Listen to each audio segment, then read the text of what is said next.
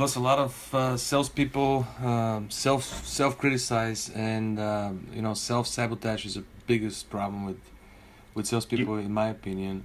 Yeah, you've written about that a couple of times. I really liked what you wrote. I totally agree with you.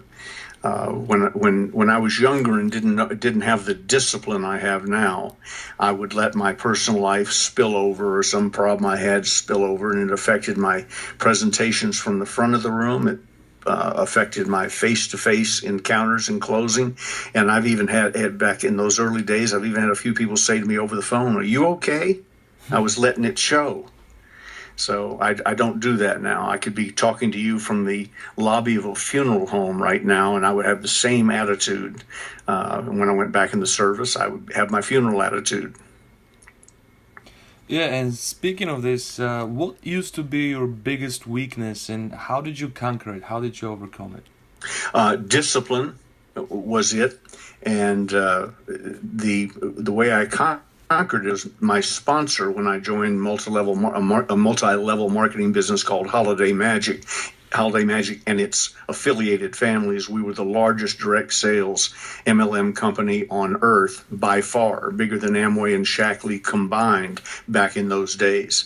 And I joined the business September 15th, 1965, along with another young man who answered the same ad I did.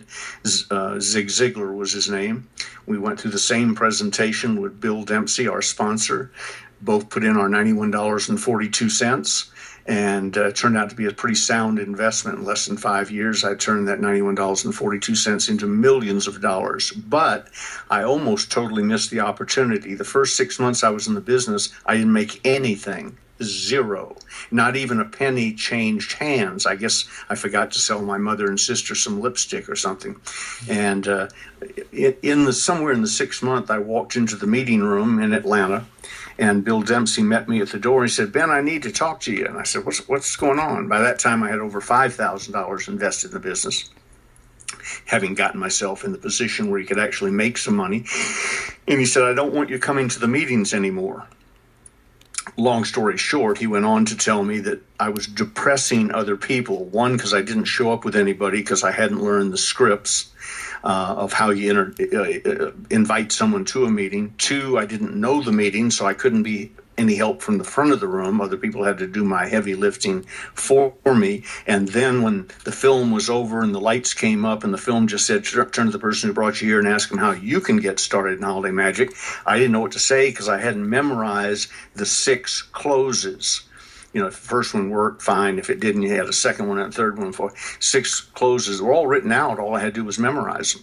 And so I said, well, I'm paying. One, I invested over $5,000. Two, I'm paying $50 a month, which adjusted for inflation now would be $500 a month to be part of this co-op to rent the meeting room. What do you mean I can't come back? He said, "You can't. You come in with nobody. You don't participate in the meeting. When the lights come on, other people see you there. They've seen you a lot, so they assume you know something. They'll call you over to help be a TO person with their prospect, and you mess them up. So we just can't go on this way." I said, "All right, what do I have to do?" And he said, "You have to learn the material. Verbatim, word for word." And that included a 48-minute live presentation, the opportunity meeting, and the intro to bring somebody there. That was probably 5 minutes. And then the closes, depending on the give and take with the customer, that could be 20 minutes of memorization. So I said, "Okay, well, I'll promise to do it." And I started again in the meeting room, and he put his hand on my chest. He said, no, you come in the meeting room after you've done it. Not now, after. And I said, "What did I do when I'm ready?" He said, "You call my office, you come up, you stand in front of my desk, and you do everything I just told you to do. Or don't ever darken my doorway again." So I didn't write it down, but I'm guessing a week or 10 days later, I called him, went in front of him, delivered all aspects of the business, verbatim, word for word, not thought for thought, word for word. He said, "Excellent. Now go take that invitation script you've learned and talk to some people and see if you can invite somebody to the meeting." A few nights later, I showed up at the meeting with 5 prospects. That's 5 more than I'd had in the previous 6 months. I didn't do the meeting because they didn't need me that night, but I was prepared if I'd been called up. And then the lights came up, and I started in the first close and got one or two of them, went to the second close, got another one, I think, and then another close and got some more. In result, I closed that night, 4 people, got 4 checks for $2,500. Adjusted for inflation, that's $25,000 today, roughly. And a few days later, the 5th one came in. So I got 5 I'd never gotten before, closed them all over the span of a couple of days, and made more money that day than I'd ever made in my life. I was hooked. Your original question was, how'd you get over your hurdle? Bill Dempsey kicked me over my hurdle. He removed the options. I could no longer promise I'd get better, get ready someday, etc. I owed $5,000, and I didn't have a chance in Hades of paying it off unless I made some serious money. And that was the night it started. I made zero the first 6 months.